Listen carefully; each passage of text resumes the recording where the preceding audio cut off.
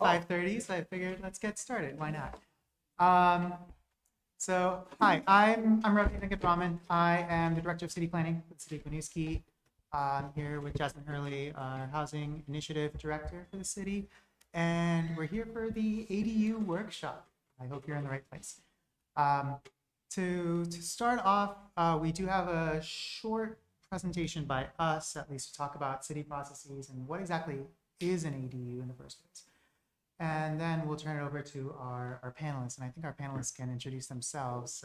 Or Jasmine, I don't know if you have an Yeah, we can all introduce ourselves. Yeah. So I think I'll turn it over to you first to go over your slides. Well, we can do introductions first. Okay. Well, you met Revi. My name is Jasmine. I am the Housing Initiative Director for the city. Do you want to go, Ormond? All right, I'm Ormond Munjan. I'm Chris Wieland. They are both ADU owners in Winooski. And I'm Travis Phillips. I'm the Associate Director of Lending with Champlain Housing Trust, and I oversee the Vermont Housing Improvement Program for Chittenden, Franklin, and Grand Isle counties. And we helped fund Chris's ADU to an extent, and we've done a number of other ADUs in the area. So I'm happy to talk about our program and our experiences. Yeah, so I think we'll start, as Revi mentioned, with a few slides just to talk about ADUs generally and what the process might look like. I do just want to point out we do have food over here, so feel free to get up and eat anything at any point. This is casual, so if you need to use the restrooms are right in there. No worries about that. So we are going to start with what everyone has come for, ADUs. Some beautiful examples of those. Wow. So what is an ADU? I'm sure most people here are probably already aware of this, so we will be fairly brief. But an ADU is a smaller self-contained home on the same lot as a primary residence. And it needs to include a kitchen, bathroom, and living space. So here's an image of just a few of the examples of what an ADU can look like. So an ADU can be inside the main home, so in an attic or in a basement that has been renovated to be its own separate unit. It can be in addition to a house, which I think is what most people think of when they think of an ADU, is they think of the unit in the back. It can be over a garage or another structure, which I think, Ormond, yours is above a garage, right? Yes. Yeah. And then it can also be just a standalone building on the same parcel. So in Winooski, for single unit houses, the property owner must live in either the main home or the ADU. And then for duplexes or triplexes, the property owner does not need to live on the property for the additional unit to be considered an ADU. So first thing to ask, sorry, did you have a question? Can you have more than one ADU? Can you have one in your lower level basement and then one in your converted garage? No, you can only have one ADU on the property. Okay. Revi will answer most questions. So a good question to ask yourself, which I'm sure many of you did before deciding to come today, is if an ADU is right for you. So there's a plethora of reasons that one may consider before deciding that. They could include if you're thinking that you need space for your own family, whether it be aging parents or yourself as you age through your life, or maybe children who are ready to move into their own unit. So looking at some more multi-generational living opportunities. If you're interested in earning rental income from the additional unit, potentially. If you are interested in aging in place, as I mentioned, or supporting a loved one who wants to live nearby you, who maybe needs to live nearby you. Something to ask is if your property can support an additional unit. Obviously, not every property has the space needed in order to fit another unit, especially in Winooski. We do have very small lot sizes, but I think the more and more ADUs are kind of being embraced statewide, there's a lot more innovation that's happening with how we can look at increasing density on parcels, even in Little Winooski. If you're ready for the permitting and construction process, so Revi will go through the permitting descriptions, and it's not, as I'm sure you will attest later, the easiest thing in the world. So that's definitely something to take into consideration before embarking on that. And then just another broad question is if you are interested in being part of the solution to Vermont's housing crisis. So I'm sure you're all well aware that there is a severe lack of housing, whether that be homeownership units, homes to buy for people, or units to rent for folks as well. So obviously increasing density through what we call gentle infill. So through, individual units or ADUs that are built on people's parcels might feel slower than, a new building that builds 50 apartments at once. But it is making our way towards increasing the housing stock in our communities, which we really desperately need. Yeah. You said it has to have living space, kitchen, and a bathroom. Like, could it be, like, have a loft? Could it have a bedroom too, or is it limited to the size of the studio? So it's limited by size of 30% of the main residence if it's a single unit house, or the average of the 2 or 3 units that you have, or 900 square feet, whichever is greater. So you can work whichever is greater. So if it's trying to think of a good example. So say that your house is 1,500 square feet and 30% of that would be less than 500 square feet, you would have the allowance to go up to 900 square feet regardless. But if your house is 3,000 square feet or 3,500 square feet and 30% of that is greater than 900 square feet, then you would be limited to 900 square feet. So based on that, you can put in multiple bedrooms, you can have unique configurations, you could do a lofted situation or configuration as you'd like, as long as you meet the square footage limitations in the zoning regulations. I am also going to add, because it's a lot to remember and it's confusing, Revy is always available to people interested in discussing projects. So at the end, we will show we've blocked off like specific time chunks for people to come and talk about like ideas or projects that they might have. But he's also always available for people if they have questions or are confused about things, because it's obviously a very intricate process. Does the ADU need to have a system entrance? Not necessarily. It can have a separate entrance, or it can be inside one of the units. I think that's more on our code enforcement side. So I think that'll be a discussion with our fire marshal to determine whether there's adequate entrances and egress. But on the zoning side, you can configure that entrance however you'd like. Okay.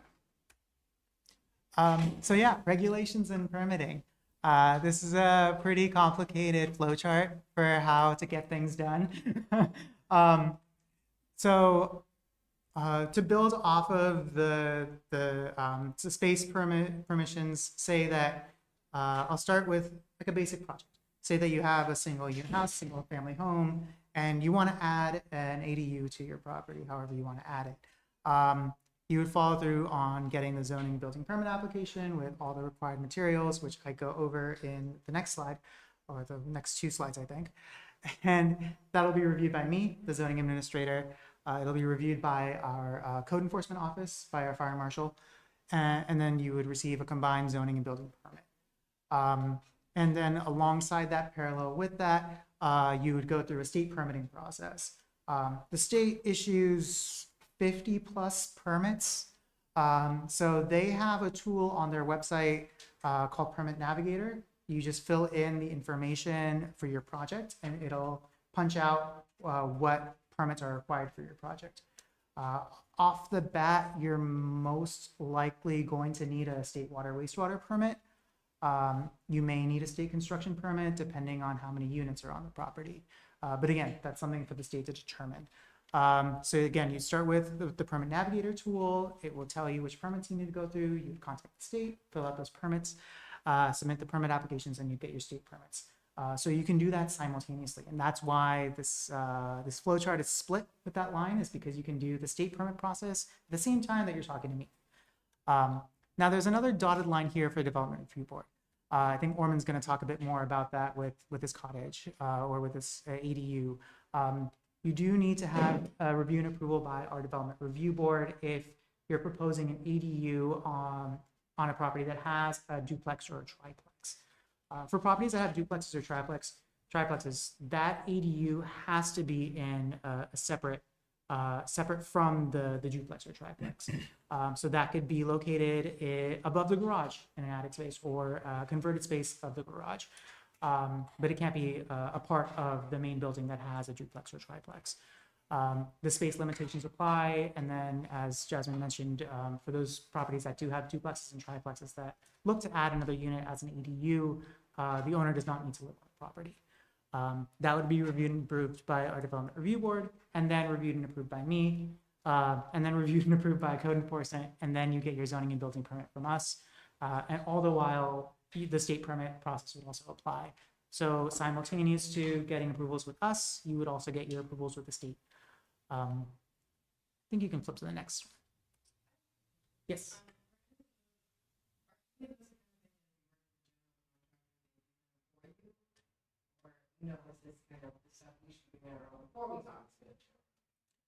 So I was going to get to that in a couple of slides, but that arrangement really depends on your relationship with your contractor.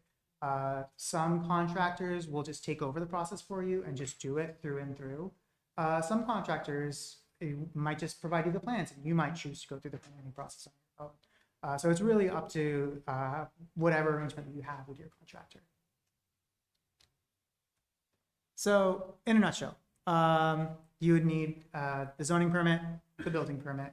For any new unit, well, any new bedroom that's actually created in the city, water, wastewater allocation is required. This is to reserve space in our water and wastewater systems, so that way we can provide you with water and wastewater when you need it. And we reserve that space for you for a 3-year period. And so in that allocation automatically comes to me, and you receive a preliminary and final allocation letter from me saying that we're going to reserve this space for you because you're going to build this out. But to reserve the space, there is a fee involved. And that fee is based off of the number of bedrooms that you're proposing. And then state permits, as mentioned, probably water and wastewater permit, possibly a construction permit, and possibly other permits, depending on the nature of your project and the size and scale of it. Development review board approval, if applicable, and permits from our public works department, if applicable. So this comes after the zoning and building permit process. It depends on where you're attaching utilities, where you're plugging into our system, how you're plugging into our system, whether you are going to plug directly into our system. Some ADUs build a separate connection into our system. Some ADUs put their utilities through the existing house or the existing duplex, and then that combined gets into our system. And so it really depends on how you connect to our system, whether those permits would apply. Our public works department would be better able to assist you with that. And then with that too, if you're doing any work in the right of way to improve that connection, then you would need a permit for that. Those would happen during the construction process or right before the construction process. And those have relatively quicker turnaround time compared to the zoning process. So yeah, that would depend on how the contractor and how you plan out the utility connections. Yeah. Are there costs for each of those permits from the Yes. Yeah. So for the zoning permit, it depends on the size of the project. There's a worksheet. There's quite a calculation for calculating zoning permits. If you're converting existing space into finished space, like a garage or an attic, the flat rate of $90 would apply, but creating a new space or a new building, that would be assessed based on the square footage. For the zoning side, for the building side, that depends on the cost of construction, if I'm not mistaken. So when you give me your zoning permit, I would collect your fee based on the worksheet that's in our zoning permit applications, and then you would be invoiced a fee from our building permit, from our code enforcement office, depending on the cost of construction. So you would pay that fee when you pick up the building permit. For water and wastewater allocations, that depends on the number of bedrooms, as mentioned. For a bedroom unit, it's roughly 2,000. And I don't remember the exact, I have like a table of calculations and spreadsheets for it. But for a bedroom unit, it would be about $1,950 to $2,000.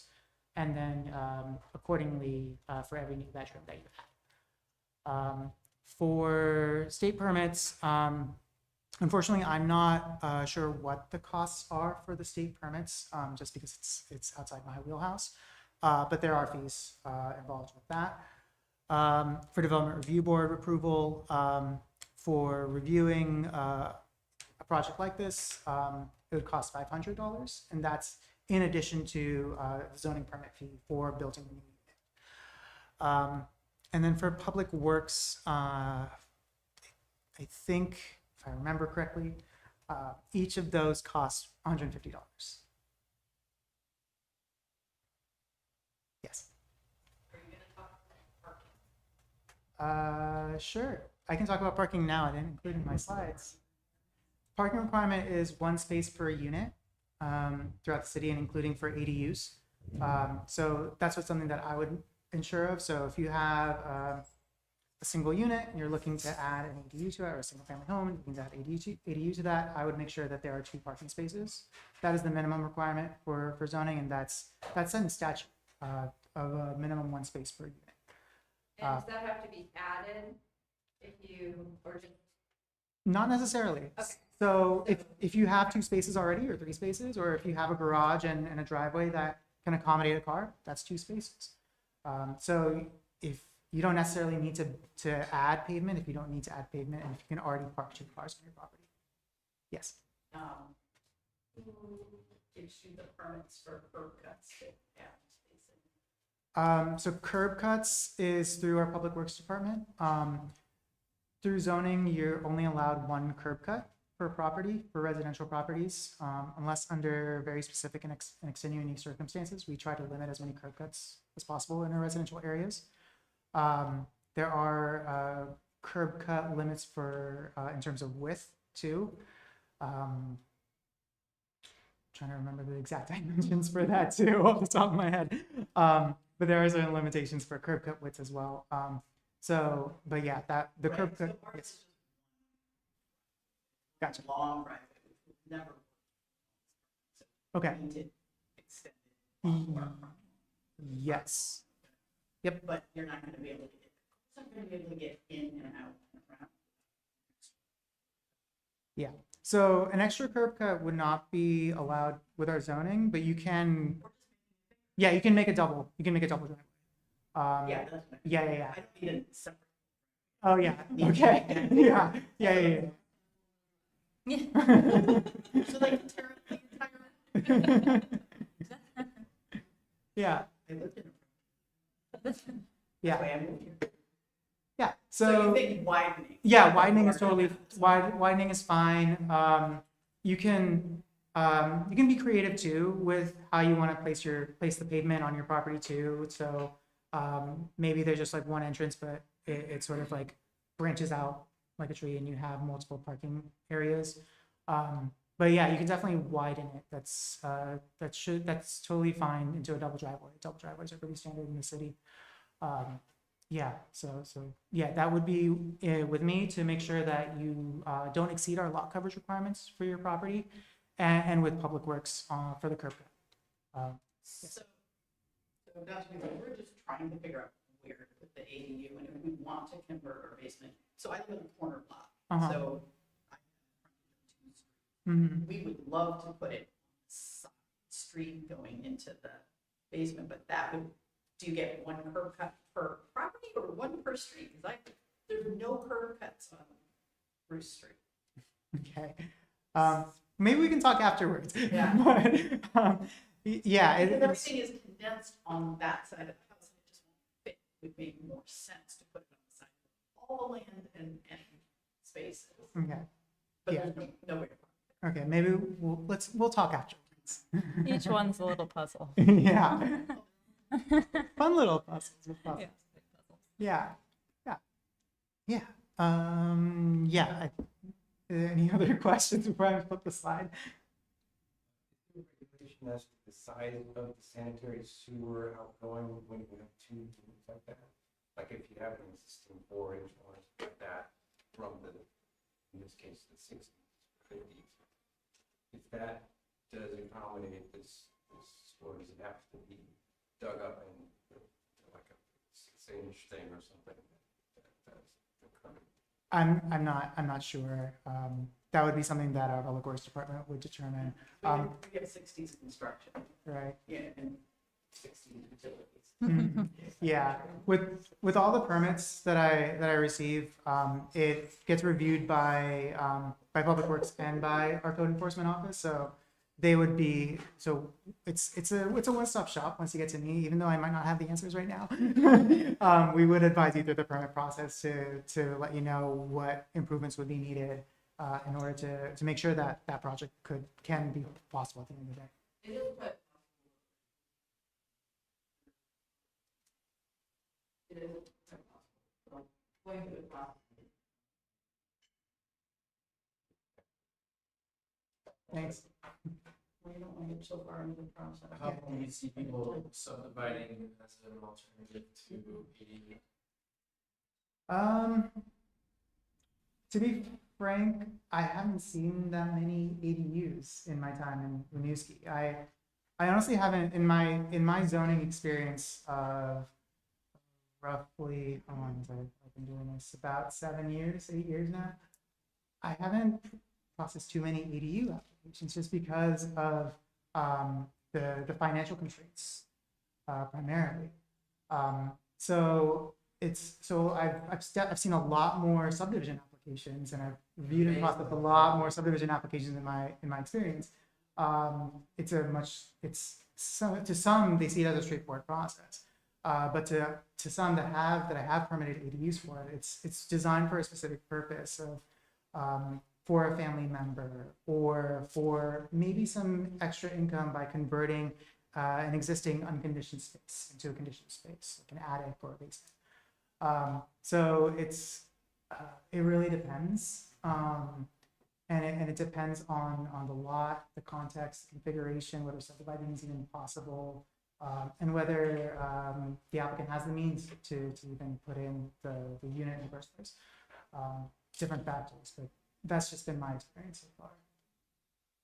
Have you seen that financing was one of the big influencers? The bank financing, it was sold less. A lot. Travis will talk about the financing. Yeah, Cool. Yeah, that's a big, yeah. yeah. Okay. Okay, so zoning permit requirements. So what I need at the end of the day are 4 things, pretty much. The application, this is a combined zoning building permit application. Site plans to scale. Building elevations, so that would be the front of the building height, so that's to check if you meet the height requirements, and floor plans for the interiors.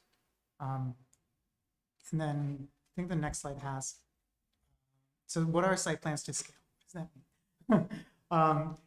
Whenever I say site plans to scale, I feel like I need this checklist, but what I'm talking about are the dimensions of the property, the existing conditions, so where the buildings, the trees, the paved areas are now, the locations of the ADU, and all of the improvements that you're thinking of making. So that would be water connections, sewer connections, any and all utility connections, any pavement that you're adding, any and everything.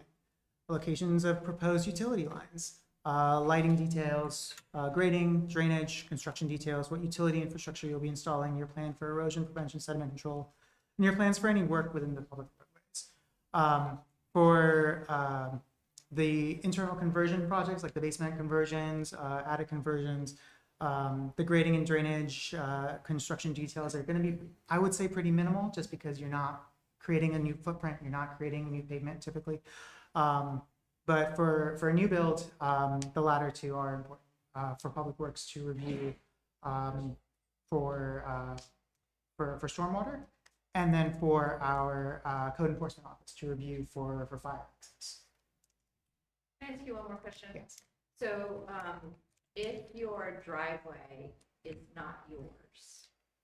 Like so many of the driveways in Winooski. Mhm.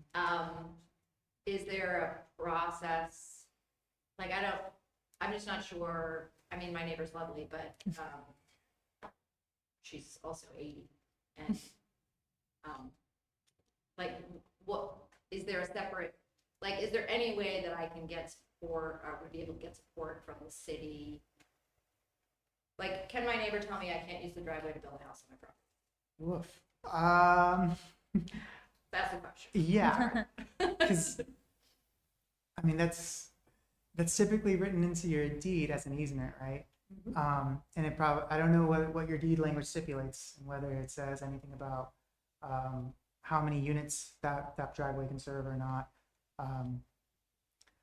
Yeah, with those types of situations, I typically don't get involved Okay. in that. fine. It's something that I would just encourage you to talk to your neighbor. I know, yeah, but obviously, yeah. Yeah, but that's something I just didn't know to, if the yes, city is trying to encourage yeah. people putting ADUs on their property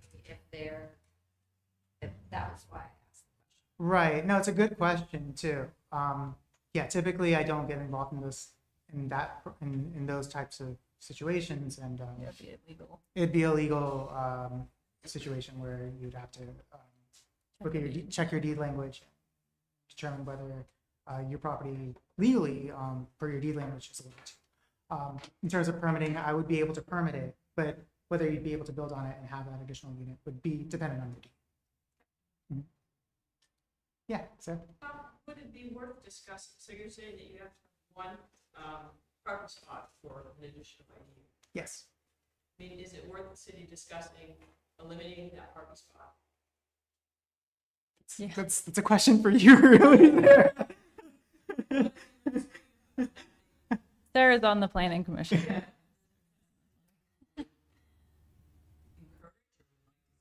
Because as an ADD for your elderly mother, you probably don't need that. If you're doing it as a rental, you maybe. I think, if I may, it would be, yes, something to definitely consider if the city is trying to encourage ADUs, but also because we don't have a lot of applications, it sort of works, right? Like, I think that if there were a lot of people that were applying for ADUs and saying like, oh, the parking is a barrier for me, then there might be a need identified for the planning commission to take a look at, hey, maybe this is like something that we'll consider.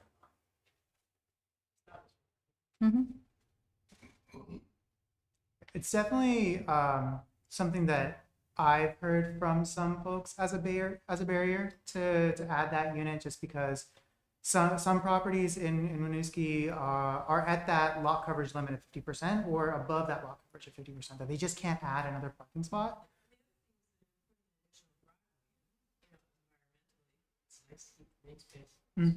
Yeah, yeah, and also in certain situations too, as you mentioned, like if there's no one who's driving or has a car that's living there, then why create that space in the first place? So I've come up with a number of ways that this could be negotiated, but it really depends on you and your colleagues, Sarah. So definitely bring it up again at a meeting. So, yeah.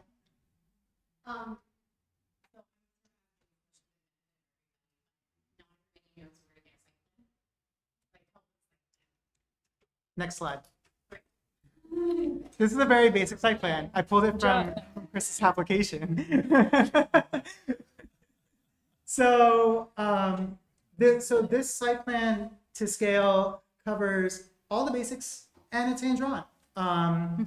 So it has the dimensions of the property, shows exactly where everything is in terms of existing conditions, shows where the trees are, shows where the house is to scale, shows exactly where the utility lines are. The utility lines are marked and the connection lines are marked. The dimensions of the ADU are marked. So this covers the basics of a site plan. At at the DRB level for new units, I'll say that they do have a predilection to want to see engineered site plans or site plans drawn by a contractor. But for me, for my purposes, for internal review, this works just fine. And so this has all the basics on it. So you can definitely do it at home. Basically start here and sort of go through the beginning of the process, be like, okay, well, these things seem to be green lighted, now maybe we can invest more money. Yep. With the contractor. Yep. Or an engineer if necessary. Yep. Or an architect. Yes. Yep. Yeah. So yeah. I do have, I don't know if on the next slide, I kind of have my tips of, oh, okay. I forgot I even wrote that down. That's great. Yeah, I kind of threw things a little bit out of order, but no, it's fine. But I think to answer Jessica's question directly is, for certain types of projects, or if you're very sure that you're going to build an ADU, or if if you feel like this is a bit overwhelming with all of my flowcharts, I would highly recommend going with a contractor early on in the process. It's helpful for it's helpful for us, it's helpful for the GRB, for their review, and at least for us, we can ask questions directly to say like, okay, what are the construction details for this aspect? Are you going to upsize this and like lot coverage calculations and things like that. So I agree with Jessica that for like the single home, single unit property that wants to add an ADU, what Chris had drawn up, it works really well for internal review, and that can get the ball rolling. And then you can start to work on state permits afterwards, or you can contract afterwards. With the DRB, that is a time investment and a financial investment. So, and I know the DRB would want to see something a bit more polished at the end of it too. So if you do know that you have to go in front of the DRB, I would recommend contracting with someone before going in front of the DRB. Which you would be able to tell them if they. Yes. Yep. Yeah. And that is only for properties that have a duplex already or a triplex already. Yep. Yeah. So I already went through all of these a few minutes ago. But for your reference and for your benefit, DRB review is only applicable for ADUs, duplexes, triplexes. All existing dwellings must be located in the same building. None of the existing buildings can be ADUs. Proposed ADUs detached from the duplex or triplex. And then the ADU does not exceed 30% of the average total habitable floor area of the existing residential units, or 900 square feet, whichever is greater, which is in line with the single unit, single home type of ADU. And the property does not need to be the next one. So what is the DRB even reviewing and that you're not reviewing? So this is what the DRB is reviewing. That I do some of the review, but the DRB goes in a little bit deeper. They're looking at specifically what are the impacts on community services and facilities. What are the impacts on utilities? Are there any water wastewater impacts? Are there any stormwater impacts? Does the project fit the character of the area? This is like an interesting, tricky criteria quality of character of the area. Most cases, most places, in most situations, if you're allowed by the zoning regulations to have an ADU, then it's going to meet the character of the area. So that's why I say it's kind of a strange criteria. Do we need to beat the hell out of it? I usually Put a little bit of lead and chip it off.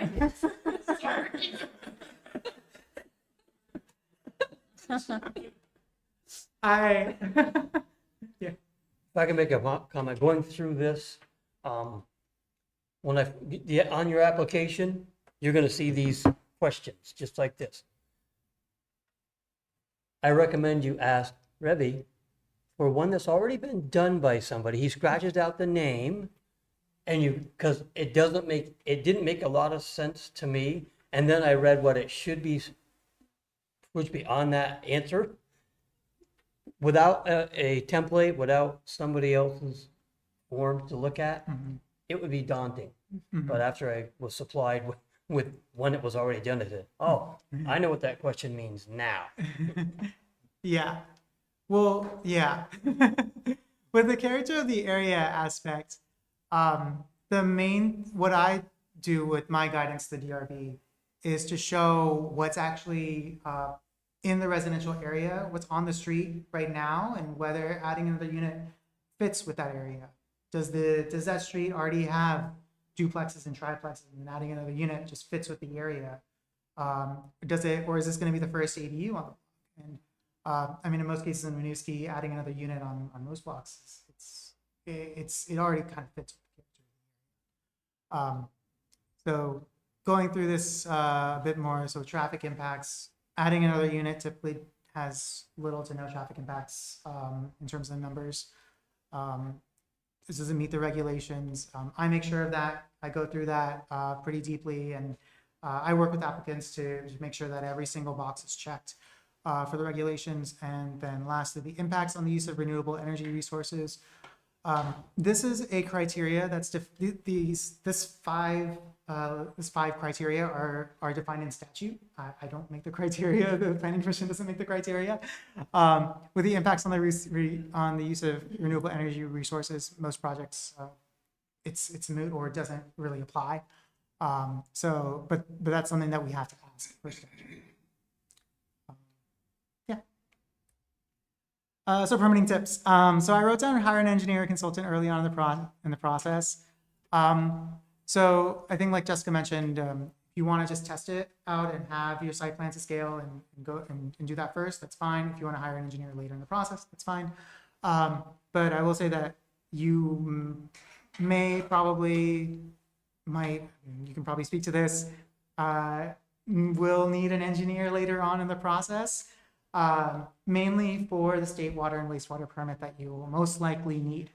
A state wastewater permit specialist or an engineer has to prepare calculations for that permit application in order to meet the permit requirements for that. And so you typically just can't do that on.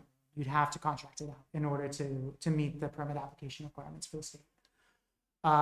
And then on our end, it does help with construction and whether you are making any impacts to the right of way or anything like that.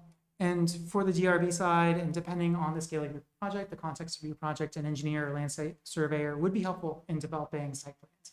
So they would be helpful in making sure that your proposed ADU meets the setback requirements, that your project meets the lot coverage requirements, that that you're aware of the exact location of your boundary lines. For a lot of properties in Winooski, I have estimates. I don't have the exact location of property lines. We do have land surveys in the vault in the clerk's office for many properties, but for many they are approximations based on deed language. And for the data layers that I do have, when they project on top of each other, they can be off by a few feet. So we're working with approximations until we have a boundary survey in hand. So if you're not sure where the pins are on your property or where the boundary lines are, it might be helpful for you to just contract someone to locate where the pins are and to draw out your exact property parcel, just so you have a sense of where the lines are and what you can work with. So secondly, list exactly what you want in the zoning building permit applications. So the permits are for exactly what you've included in your plans, no more, no less. The permits have some flexibility. Say that you find out that you need to adjust it by 5 feet or you need to shift a wall inside. There's flexibility in the permit for that. But if you're looking to add a deck or a porch potentially, or if you have to add an extra like 500 square feet of pavement somewhere, the permit doesn't cover it because that's not listed explicitly in the permit. So you would need to change your permit in order to build that out. So be mindful of what all you want as you go into the process, and make sure that you include every single piece that you want in your project in your permit application. Yes. So if within your project you have to make some changes to your house as it is, like the entrance or whatever. Yep. So did that all go into one permit? Yep. So say, for example, you were thinking, hypothetically, you were thinking about not only the ADU, but maybe even building a shed and building a deck, right? Just put all three of those on one application. Even though you might be doing it at different times and you might be phasing it out at different times, if that's what you're thinking about doing and you know that you want to do that in the near future, just put it all in. Because it's easier for you, so that way everything is covered in that permit. It's a one-stop shop, so everything's reviewed at the same time, and you just get a permit for everything, and then you'd be allowed to build all the improvements that you're thinking about. And you might save a little bit of money, right? Instead of having to come to me for 3 different permits at 3 different times. But then that goes to, what if you don't get to all those 3 things within a year? Right. So then you'd have to reapply. But typically, if we have some flexibility with that if you have started on your project for all these different improvements, then you're set. Like say that your project is to build that ADU, that deck, and that porch, or the ADU deck and the shed. And you start on just the ADU within that first year, you can finish out that entire project for that permit because you've started the project within the first year. Yeah. So if you end up finishing all 3 projects 3 years later, that's fine. Yeah, because you've started the project within a year. Is it the state? I don't know about the state, but that's how it is, at least with zoning and building. Yeah. And then yes. Yep. Yes.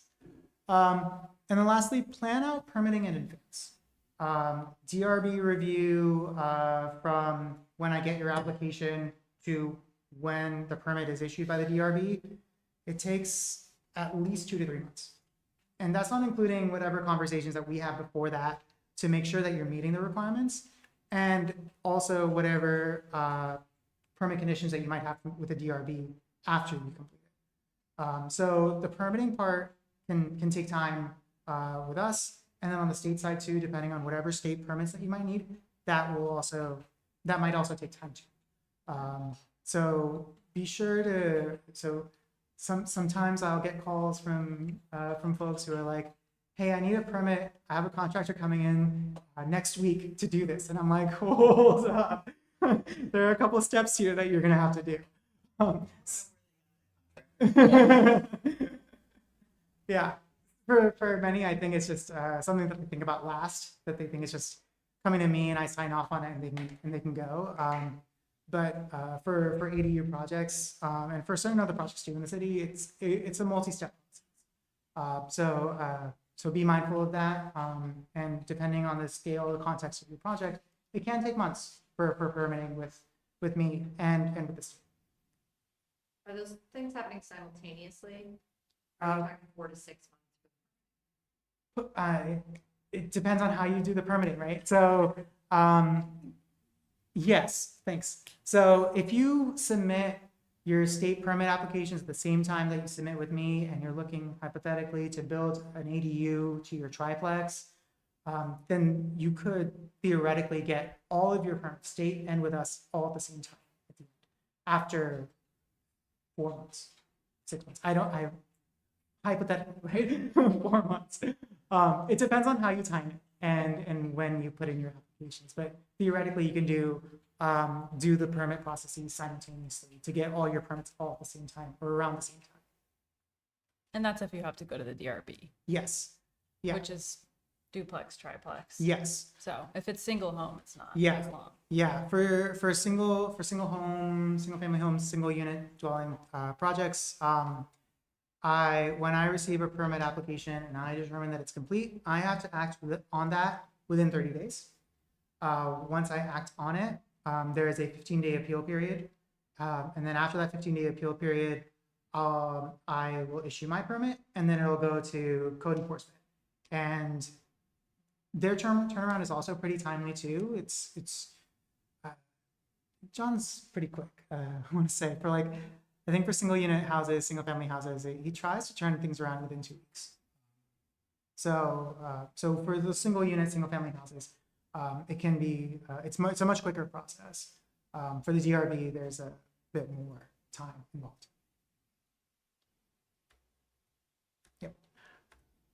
Okay. Yeah. Travis, you're up. So yeah, just real quickly again, I'm Travis Phillips. I'm the Associate Director of Lending with CHT, and I oversee the VHIP program that we manage in Northwest Vermont. VHIP program provides up to $50,000 to individuals building an ADU. There's a couple options that you can pursue in doing so. I'll get to that in my next slide, but since the program was established in 2023, we've seen like almost 70 applications for ADUs in Chittenden, Franklin, and Grand Isle County. We've completed 22 of them so far, and we've got, probably 20 or 30 more still in process, including Chris's that you'll hear about later. Like we talked about earlier, the scope of these projects varies wildly from project to project. And we've seen all of them be successful rentals. We've seen some that people can get done for $60,000. We've seen some that people spend $350,000 on. It all depends. Size, entirely new construction, et cetera, et cetera. Do you want me to go back? Yeah, we can go back. Sorry. Yeah, wasn't quite ready yet.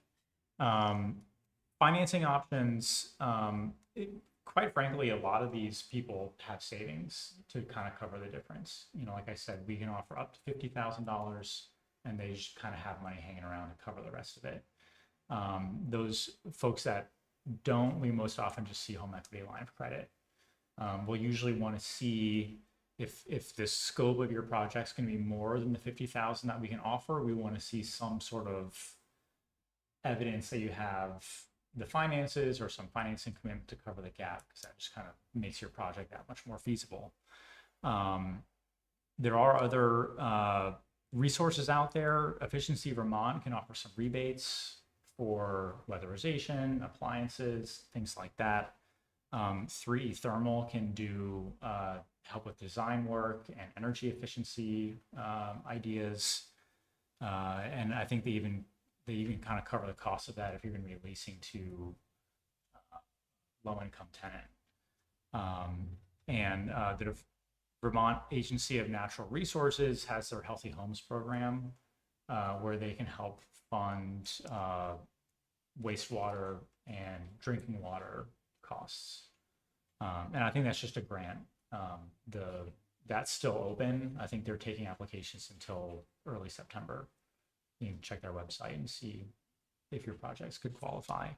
I think mostly that's for like well water and septic, and Winooski might not have much of any of that, but we do see people accessing those resources occasionally, so I figured I'd bring it up. We can go to the next slide now, thanks. So like I said, up to $50,000 available. We do require that owners contribute a 20% match. So that would be, if you're getting $50,000, we need to see you put at least $10,000 of your own money into it. In other words, your project needs to cost at least $60,000 to get a full $50,000 benefit from the VHIP program. There's two options you can sign up for. There's a 10-year forgivable grant, or 10-year forgivable loan. That comes with a 10-year covenant on the ADU that you build. You have to rent that ADU at fair market rent or less for 10 years. You'll certify to that every single year. You'll submit your lease with the rent in there and everything to the state. And when you do that, you'll have 10% of your loan forgiven. There's a 5-year forgivable loan option as well. This is actually replacing the current 5-year grant in the next couple of weeks. Same kind of concept. You'll get a rental covenant for 5 years on your unit. You have to rent at fair market rent or less, and you have to lease your unit through coordinated entry. Coordinated entry, for those of you that aren't familiar with it, is basically an organization that's looking to house people exiting homelessness. If you lease to someone exiting homelessness, your rental covenant is not as long, only 5 years, and your loan's forgiven at a quicker pace. And then USCRA as well, although I'm sure that is not going to Yeah. be common in the Yeah. coming years, but USDRI as well. yeah. Yeah. So people like families or people being resettled. Yeah, refugee resettlement. Yeah. The other thing to note is that from the date that your loan agreement is signed, you have 18 months to finish your project. That's fairly loose. We've been giving out a lot of extensions, especially for ADUs. You know, they tend to take a lot longer, as you would kind of expect. The schedule for funding disbursement is in 4 different stages. Once you meet your 20% match, we just tracking your invoices as your project progresses. We'll disperse 35% once you meet that match, 25% when you're roughly halfway through your construction, another 25% when you're complete with construction, and then 15% when you've successfully leased it.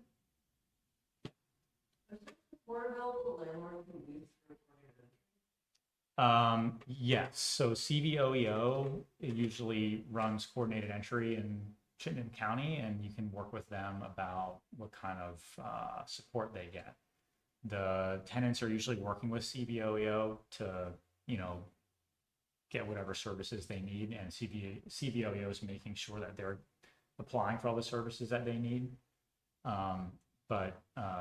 Yeah, the intention is that it doesn't fall on the landlords to kind of manage them entirely and whatever complications they may come with. Yeah, they generally will have a case manager if they're on coordinated entry. So does it have to, do you have to have it verified to be Section 8 housing for the 10-year? No. Or how does the fair market? Fair market rent is determined by HUD every year. So we have a calculator on the website that you can go to where you can factor in, you know, here I have an ADU, it's a 1-bedroom, I'm covering all of these utilities, and the tenant's covering these utilities, and then I'll just spit out an automatic, like, here's what rent you can charge. Does working with Vermont Offshore qualify? If you're doing the 10-year option, you can lease to whoever you want and from whatever resource, as long as you're leasing at fair market rent. If you're doing the 5-year option, it's coordinated entry, USCRI, and the legislation that funded VHIP technically says, or an equivalent organization. So if you have an organization that you work with a lot to like source tenants for other projects, like talk to us, and you know, we might be able to get an exception and let you kind of continue that working relationship. We've done that for folks that are leasing through like Burlington Housing Authority or Howard Center or something like that. So, yeah. Application process. It's not that complicated. You can go to our website, read all about what you need, download the applications, and look through it there. It's mostly, we want to see deed for your property, tax bill.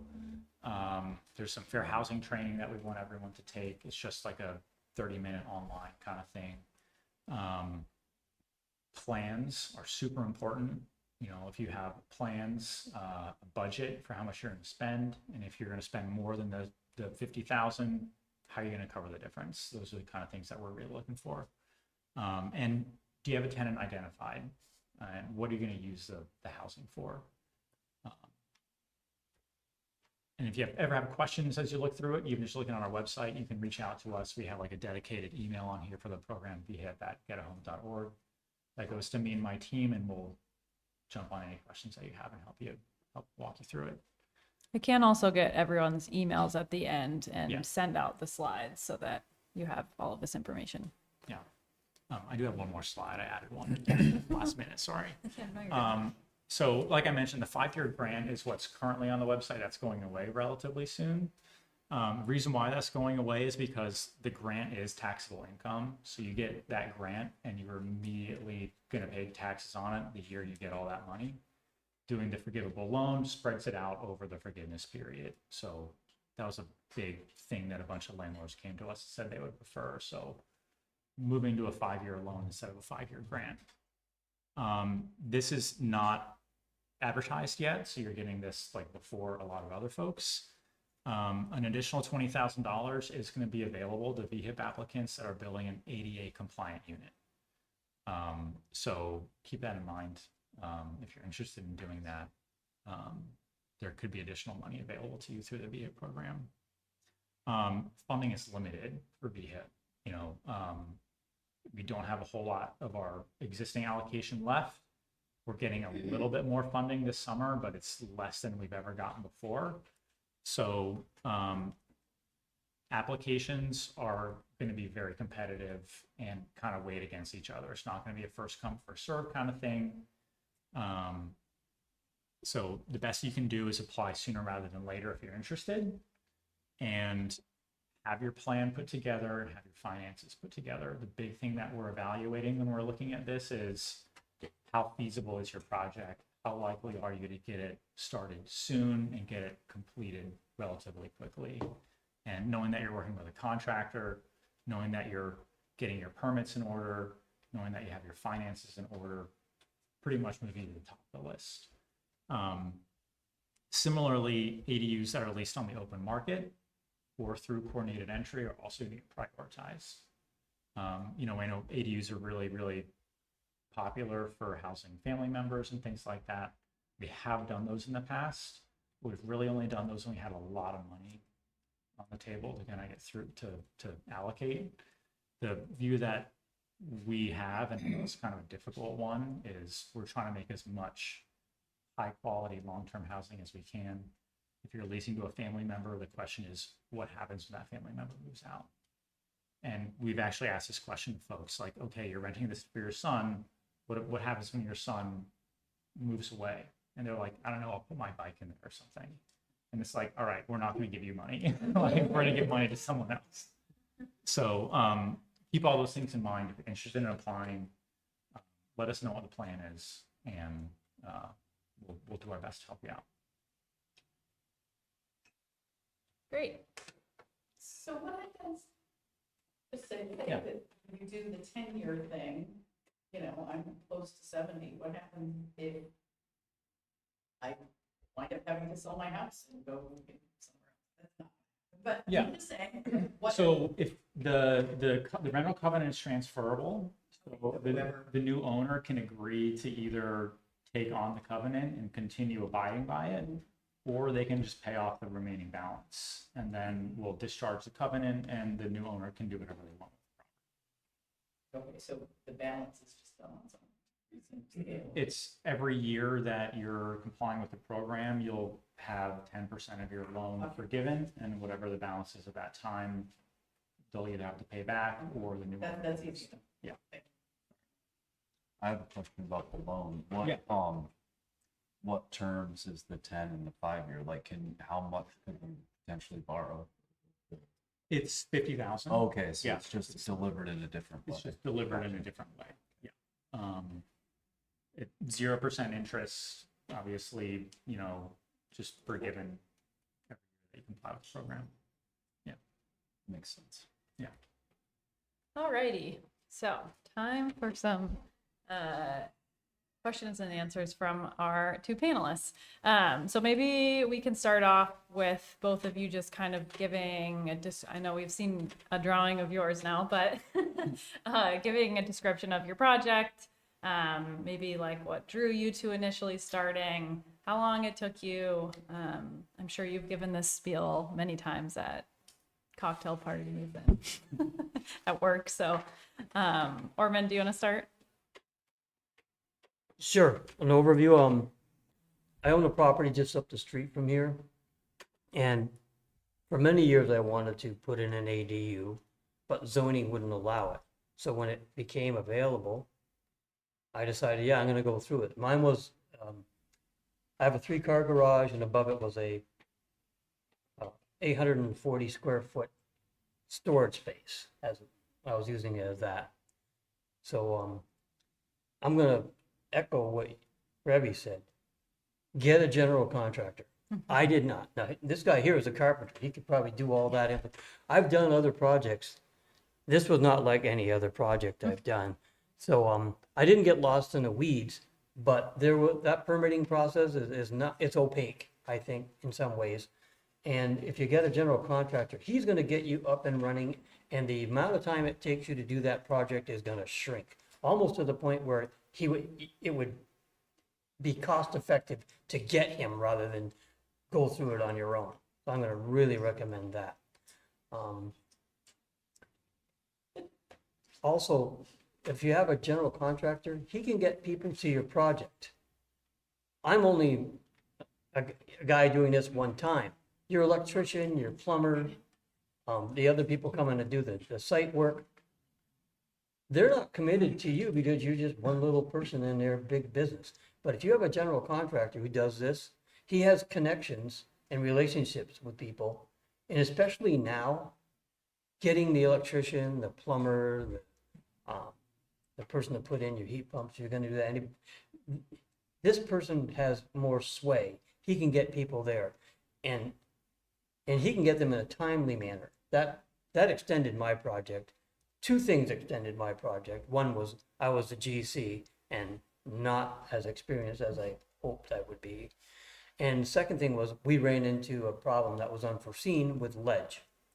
And that added 4 or 5 months to the building process. And it really held things up. Dealing with the city of Winooski, I felt was really good. It went well. No real hurdles. The state was a little bit different. I went there one time, again, not understanding everything I should have, and wasted my time at the state office up there in Williston.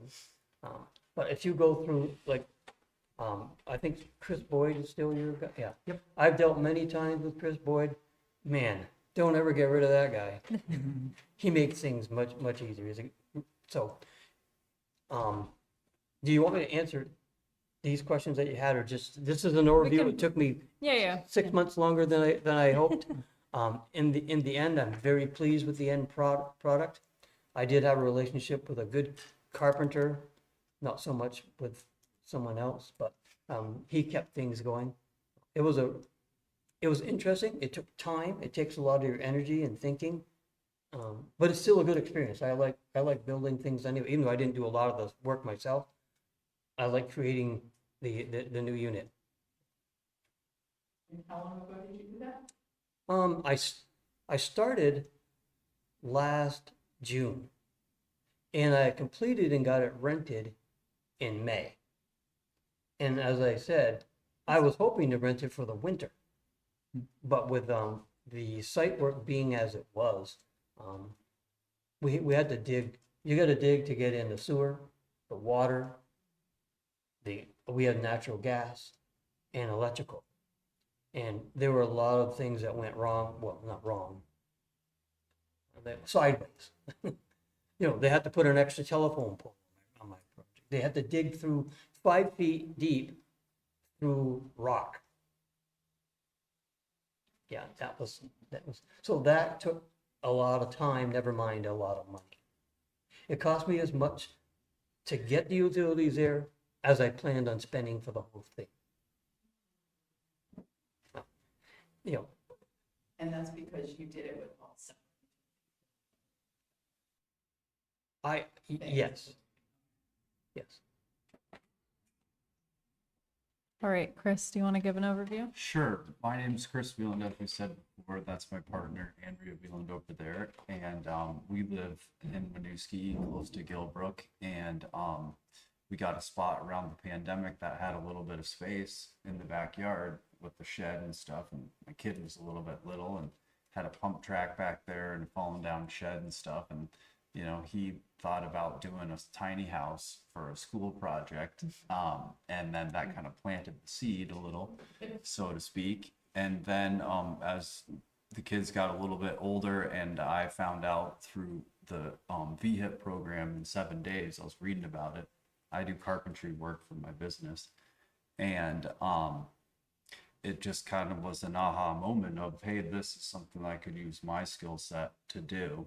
But like I've done general contracting and different work and stuff, but at the same time, mostly working for myself and with some other independent contractors, not a big company or whatever. You saw my hand drawn DIY stuff, and I thought, hey, this could be great. And then I knew about also the need for more housing and Andrea and I moved here from Nyack, New York. We both grew up other places, but in 2006, and Vermont and Winooski specifically welcomed us. And so I thought, hey, I could do my part to kind of, we have this back lot that has some space.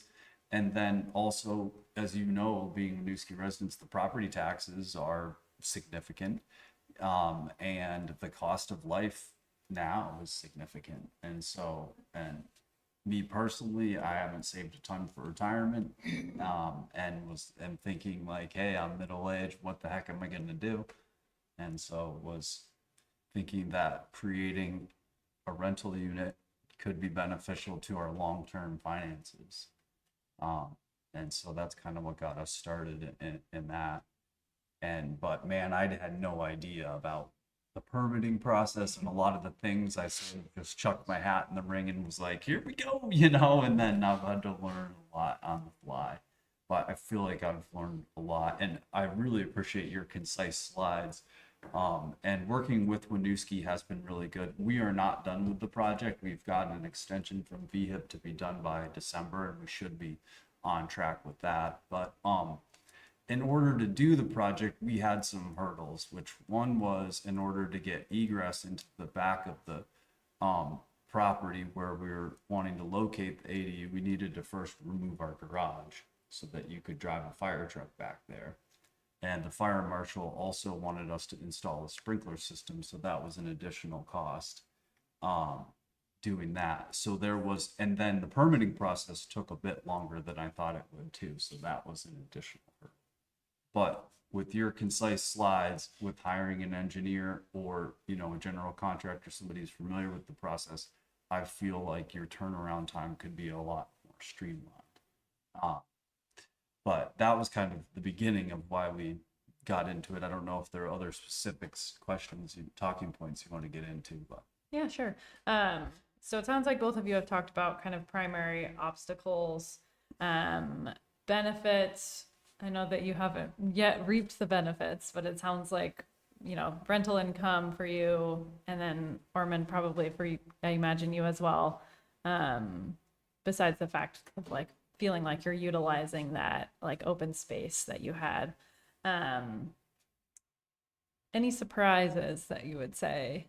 Sounds like the rock slab for you, but See, I wrote down the surprises, I think. Yeah, the ledge was a surprise. It also, on my original drawing that I got from the company that I hired to do the site plan, because I had to go through the DRB and they don't accept anything hand-drawn. No. So I hired a company, and even with their expertise, we started the digging, and then lo and behold, they didn't know about the new regulation about, to them anyway, that the water and sewer had to be 25 feet separated by 25 feet. Well, that meant digging another trench through 3-4 feet of ledge, which I had not accounted for. I already got the surprise first, and then I got the second surprise. So yours was, you had a duplex unit? And I had a duplex, and then detached from that unit, on the back of the lot, I had a 3-car garage with a full loft above. Okay, so that you had detached. Right. And so I had to And you get, turned out the top. yes, yeah. Okay. Just wondering. And actually, one of the garages was turned into kind of like a storage unit, because I needed to put stairs on the inside for them to get in. So that garage is just now a storage unit and no longer a garage. Chris, how big is your lot and how big is your ADU? I'm not exactly sure what our lot size is. I think it's you can probably go around back. it's around like 0.65 of an acre, perhaps. That's been a lot. Something like that. Yeah. But the survey lines from the deed and the actual measurements I pulled, like where fences are and current stuff, and then my friend works for the state, and he downloaded a GPS of like the footage and stuff. They don't totally match up. So like you were saying, it's a bit of an approximation, but still it was clear that we had enough space. Yeah, that's the And the zoning regulations now are pretty progressive as far as setbacks. I think even with the lot size that side, we only had to be like maybe like 5 or 10 feet away from the property line or something, but I did like 15 because I was like, it'll be nice to have like a yard, you know, space around it and to just sort of locate it there in the lot. And then, so you said, what's your lot size and what's the ADU size? The ADU size is 30 by 30, which is the maximum you can do. But I ended up changing my design slightly and built in thicker walls for more insulation. And so now we're really like 28 something feet by 28 something feet. So we're a little less than the 900, but we still have two bedrooms, one bathroom. Single level. Yep. It's a slab. It's a slab on grade, but it has a full 5-foot foundation, like with the frost, you know, a footer and then a frost wall and then insulation underneath it, the radiant, the plumbing, all the stuff in there. So it'll be good for anybody to age in place, or, you know, somebody who can't go up and down stairs. Good. It's just one level living. And I thought that could be good for someday when we're not on the open market value. Andrea and I, as we age, or one of our kids, or maybe a parent or something like that, but we're going to rent it out on the open market. What would you recommend? Who would be the first person to start this project? I'm hearing like land surveyor, engineer. I'm also hearing that I can't really start. I have a duplex, so I can't start the process without paying somebody to plan it out and make a plan. I can't apply for a loan either yet. So who's that? Who's like the first person? Me. I can at least start you off with a checklist. I do have a checklist for ADU projects. I don't have it right now. I can email it. Yeah, yeah. So, yeah, I could at least start you off with a checklist and give you that checklist from there, and then suggest the path forward, showing you the flow charts essentially, and saying like, okay, if you're looking to do this, keep in mind of these things, and you know, contact a person. Recently, folks have been asking me like, do you have any engineers that I could contact? And I went through our permitting files from like the last 5 years and came up with a list of commonly used engineers. I know it's not the best, but if you want to be included on this list, engineers, feel free to contact me. So I can give you that list. That's a good resource. Yeah. Yeah. Huge. Yeah. And also, you know, maybe contractors who would be interested in doing these projects too. Yeah. As a contractor myself, one hang up to doing an ADU is oftentimes people are looking to save money versus create, you know, a beautiful one-off luxury space or something. So as a builder, it's not necessarily something I'm as attracted to as if somebody else brings me a project where they're like, I want this really cool custom kitchen and bathroom or whatever. Like, great, or this really beautiful timber frame deck or something, you know. But at the same time, you know, you need somebody, and it's a lot of work. I would definitely not recommend doing it all yourself. That's for sure. Unless you're pretty handy. But at the same time, even for me being a professional, it's overwhelming, and with having to work too. If you can take time off from your regular job and do it full time, I think it's much more doable. Is it the saying, the carpenter's home is never finished? Yeah, I know. Well, that's the truth. The project is taking precedent over my own personal dwelling, but it'll be on the next go round.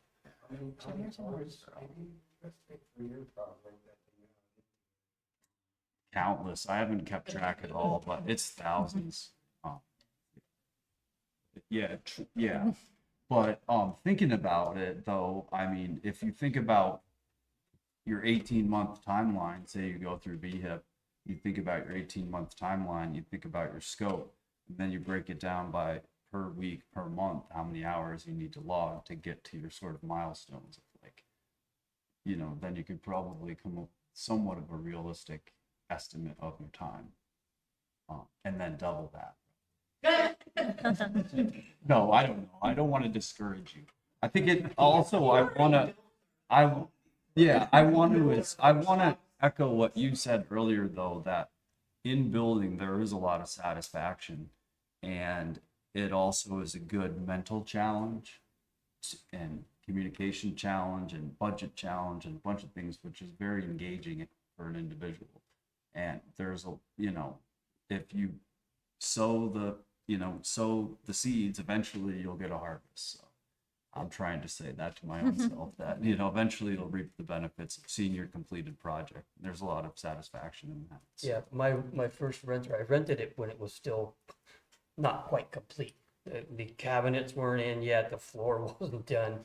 You got to get some money back on your investment, so you're hoping somebody can see through the crap, right? So I rented this.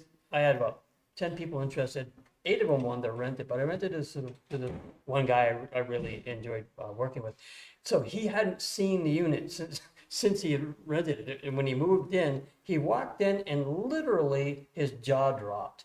He said, "This is beautiful." And it had a vaulted ceiling. It's a beautiful place. Because although I want to make money, I want to provide a really nice place for people to live. I could not be a slumlord. And I hate to use it, but there are people just don't care about their property. Right. The property that my wife and I own is a beautiful property, and we wanted this to reflect what the rest of the place looked like. Yeah. And this guy says, basically, he said, "I'm going to retire here." Yeah. So Right. To kind of elaborate on that, we've seen some really beautiful ADUs. The one your building is going to be wonderful. It's great when you see pride of ownership. It makes us feel good about housing that we're financing. There is the other side of the coin. We have seen some that were kind of like, oh, I'm not sure we'll do projects like this again. Some tiny homes in particular, be very wary of some of those. They'll sell you on like a prepackaged kind of thing, and then it shows up, and I'm kind of amazed someone can lease them. Kind of speaks to the desperate housing situation where people do still lease them. That being said, there are some tiny homes that are like wonderful. New Frameworks is a Winooski based company, and we've done a couple of those, and they're really lovely little homes. Wow. We helped fund one of those in Burlington, and it's fantastic. So we have a quarter acre, so I'm not sure that doing this would be feasible unless I can do it. Otherwise, it would be in my front yard, which I wouldn't have space. So I have to go on the side. So we're looking at options of either converting, the downstairs, the basement space, or my idea is to put it on top of the garage, but we don't have a garage with that living room, so we're gonna have to add on top of the garage with a separate entrance that, have its own on the outside. So is there but we're in a ranch, because we're already in our single level thing. So is there a restriction on that for height? It Yes. needs to be tall enough to have a living space. Yeah. So let me pull up the tables. Let's see.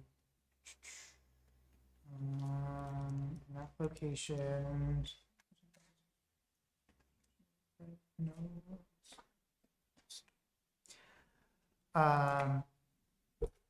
Yeah. It's very oddly worded. 75% of the principal or primary structure, but no less than 10 feet or more than 25 feet, which is, yeah, so you can go up to, let's see, how does that math work? Yeah. I'll give you a second. Yes. I'll just say, we haven't discussed this yet, but the state also created this very polished product called Homes for All. Was it last year or 2 years ago? 2 years ago. And that is a toolkit for people looking to, that they kind of did in conjunction with the zoning regulation changes that have allowed ADUs on all parcels.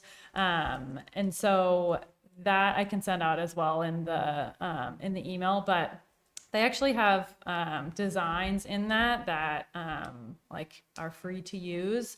Some of them are not appropriate for Winooski because they are statewide.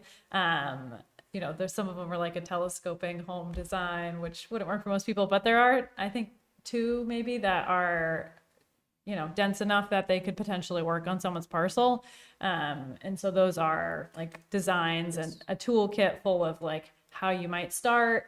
It is tailored towards like small scale developers or people who maybe aren't already a carpenter who are interested in building an ADU and like where to start and how the process looks. It's like this big, so there's a lot of information in it. Yeah, there's also estimated costs in there too. I think it's based off of 2021, 2022 estimates because it came out 2 years ago. But that should give you a rough sense of how much an ADU project based on a particular project type would cost. It's set Five. Five. Five. 5 on the side, 10 back. Or 10. It's tight. But that makes it much more feasible for. So I'm asking, So that's the question. So for primary structures, it's 35 feet, but height is measured from the average of the elevation of the finished grade to the highest point of a flat roof, or the mean height level between the eaves and peak of all of the rooftops. This is why I'm stumbling to define height for you. So for accessory structures that are in separate buildings, it is up to 25, it's between 10 and 25 feet. But that height, if it's a pitched roof, it's the mean height level between the eaves and the peak. So if it's an A-frame roof, halfway up the elevation. So if it's an 8-foot A-frame roof, would be 4 feet. Would be the midpoint of that. Does that make sense? Yes. Yes. where can I get that? Yeah, so I'm looking at the zoning regulations right now. It's up on our website. So if you go onto our main website, the drop down for government regulations and ordinances, scroll down to the bottom of the page. That's the entire regulations set in there. It doesn't always read as English, I would say. So again, a lot of these projects are very situational, as you can probably glean from, you know, everyone's experiences and all this information. So again, that is why, you know, we have set aside some specific time for people to come and speak to Revy, to work through your like individual ideas, even if it's just conceptual. If you want to just look at your parcel and say like, is this possible in any way? And that's also to say that you can also schedule with Revy anytime. He's always available. But I don't want to skip ahead if there are additional questions from people or any last things that you guys would like to add.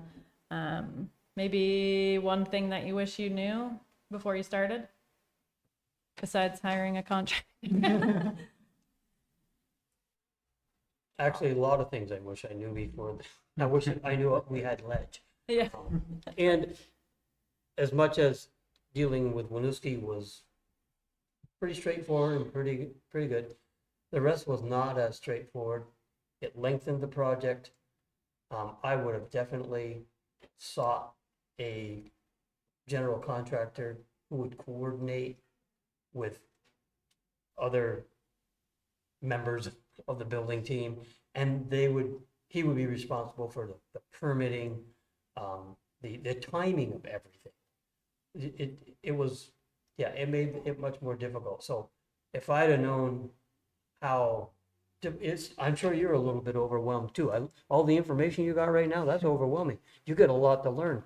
These guys can help you through and not create some of the delays that are gonna necessarily happen with you. Single family homes. You. Yeah.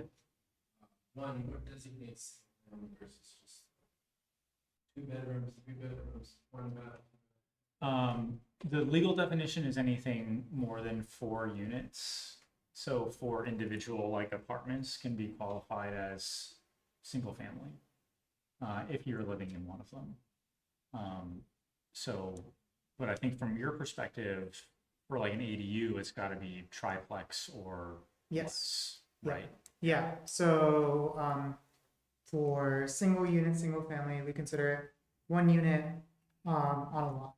And then for duplexes, 2 units on 1 lot in the same building. Triplex is 3 units on 1 lot, all the units are in the same building. So little bit difference. Yeah, but what was the context of your? So that's the next part. So like, for instance, duplex, but it became a single family home, it became a single unit house.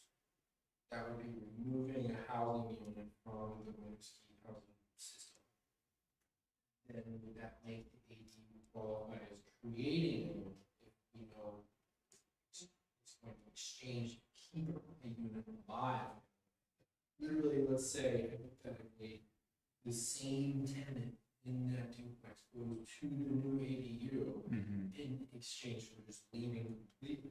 Yeah. Is that something where you'd be pleased with the plans typically? I mean, I haven't seen something like that, but I don't see why we wouldn't do that, you know? Yeah, we definitely, I mean, there's a lot, as has been mentioned earlier, there's a lot of very old housing here. So Yeah. part of kind of the work is not only building new housing, but also like preserving housing and maintaining it so that, you know, housing quality remains at a certain level. And obviously, you know, part of that is trying to retain community members as well. We never want Yeah. people to have to leave if they don't want to, you know, even if they're, you know, renters or homeowners, you know, across the board. If people want to stay in Winooski, we want to create opportunities that allow for that. So from the city's perspective, that's definitely something that, you know, we would support. And Jasmine and I didn't actually talk about this separately. We do have other programs to help single-family homeowners repair their existing homes. So it's not exactly HIP related and ADU related, but Yeah. we do have those options as well. We're trying to do all of it. Is there an incentive for subdividing? Because what I've understood, in subdividing, potentially favor. Depends. There's you can do a lot of different permutations and combinations in Winooski, depending on your lot size and the lot coverage allowances. If you, I mean, you could do an ADU. You could put like a separate house right behind your own house. That's a different permitting process, but you can do it if you have if you meet the dimensional requirements. We have incentives. So that would be, sorry to interject. Yes. That would be different than an ADU on the same plot of land. You could Yes. build not a full house. It wouldn't be considered an accessory. Yes. Yeah. So you could, like, theoretically, But you could do. one lot with 2 houses. Yeah. They're Yeah. doing it on West Street, right next to my other apartment. So that's a little different. I have no idea how it's different, but I know they're doing it. That is actually a subdivision, but they're actually doing something a bit more creative where they're transferring lot coverage in order to divide that lot accordingly. And so right now each lot there's a 50% lot coverage limitation. And so on West Street, what they're doing is putting 60% lot coverage on the front, 40% lot coverage on the back. So that way the entire lot is at 50% lot coverage. But they're creating 2 lots and they're selling the front lot or I think they're selling the front, keeping the back as their own house, right? Yeah. Really? Yep. So we can work things out creatively. And so we're trying to figure out how we could allow for more creativity as well with the Planning Commission for configurations and making it more streamlined and more accessible in terms of permitting. So that way we can allow for different types of housing and different configurations of housing to go through the process.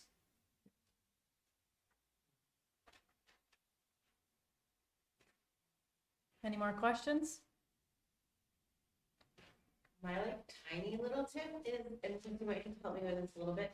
We got not the site plan, but like the house plans. We got it on Etsy, right? For like $30. Oh, that's full. No, it was more than $30. Okay. But yeah, we downloaded some plans on the Yeah. internet for.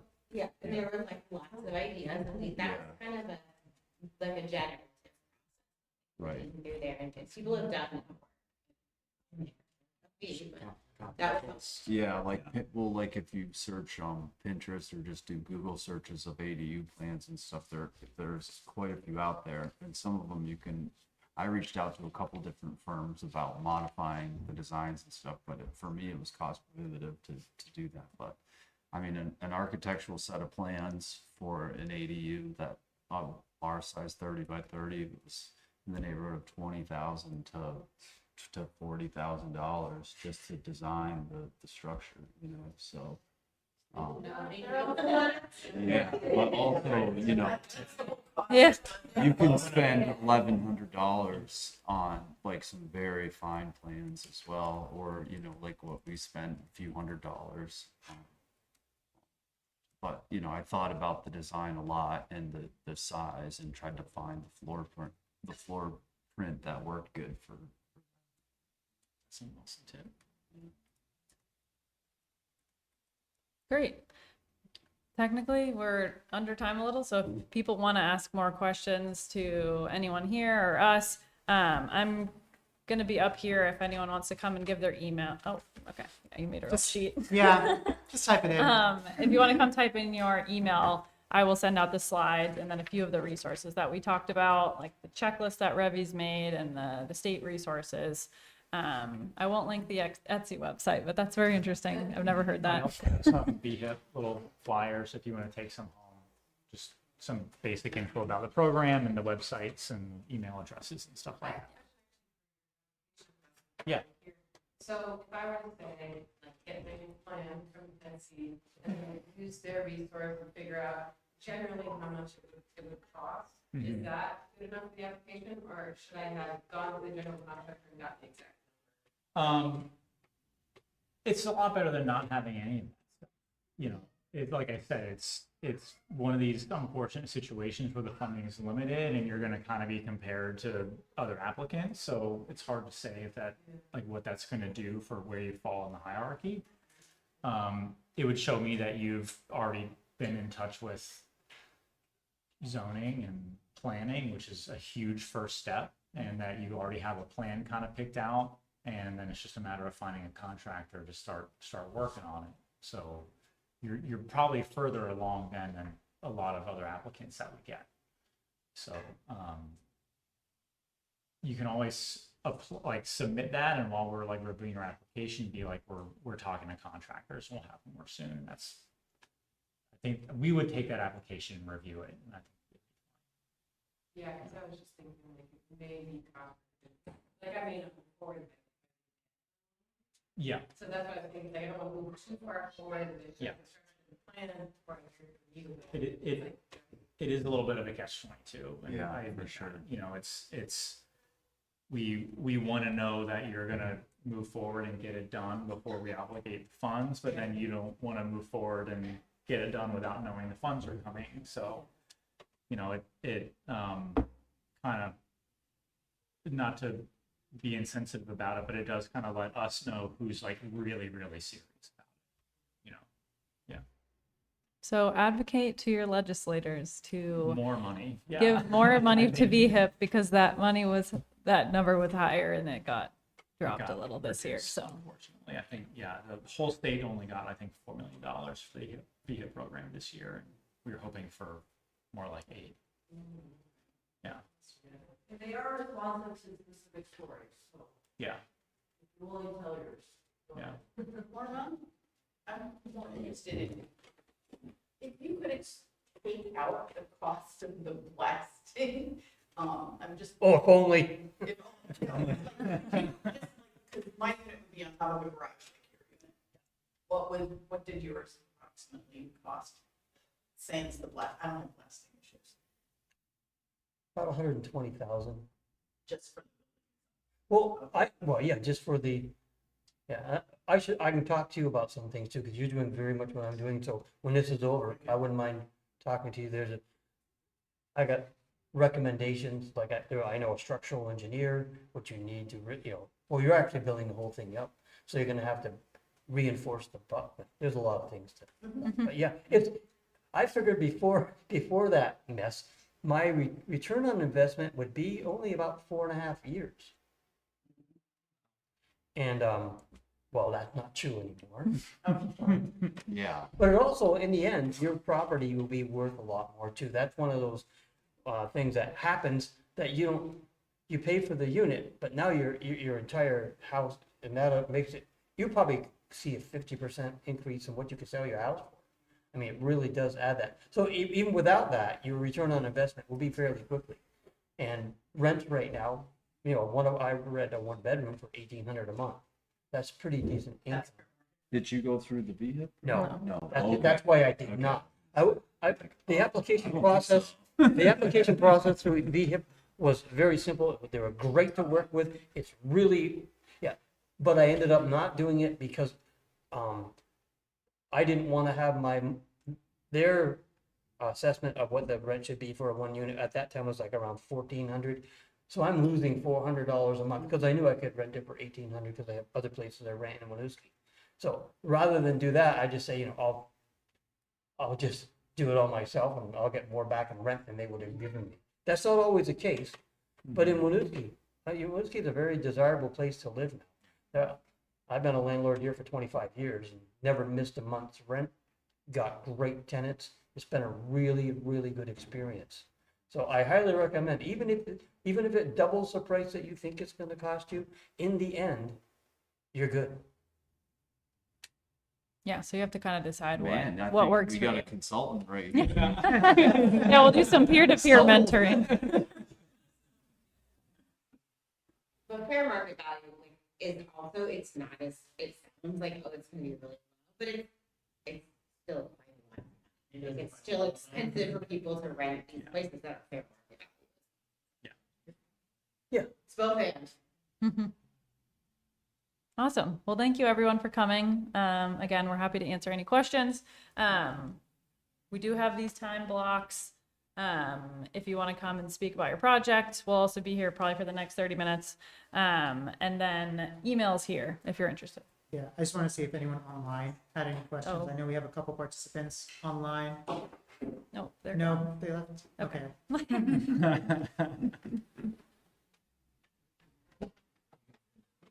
She had the opportunity. Yeah. Yeah. Did I meet you before? No, I don't think so.